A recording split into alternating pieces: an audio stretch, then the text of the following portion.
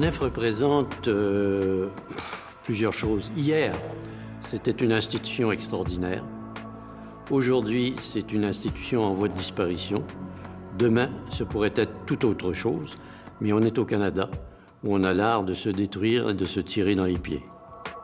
Il faut savoir que l'ONF, d'abord, c'était une philosophie.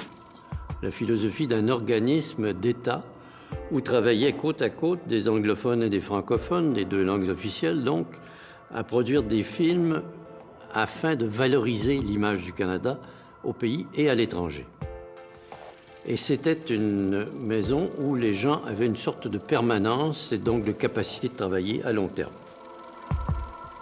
Une institution originale comme l'ONF pourrait transformer et redevenir jusqu'à un certain point un modèle de création, de créativité, dans lequel des gens de tout âge et de toute discipline pourraient travailler et collaborer, parce que ce qui fait la richesse d'un lieu, c'est certaines personnes, quand on réunit un certain nombre de personnes et qu'on a une masse critique de créateurs ensemble, il se passe quelque chose.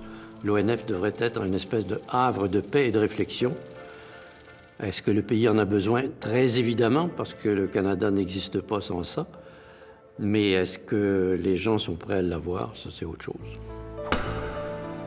Il faut des sous. C'est un peu idiot. L'Office du film a perdu de l'argent. Son budget a diminué chaque année depuis plusieurs années. Et il faut des sous, mais on n'a pas besoin de milliards. Quand on pense au gaspillage qui se fait dans le domaine actuellement, ça ne serait pas énorme ce qu'il faudrait ajouter au budget de l'Office pour en faire une institution valable. Mais ça prend des sous. S'imaginer qu'on peut faire ça pour 3 fois rien, c'est ridicule.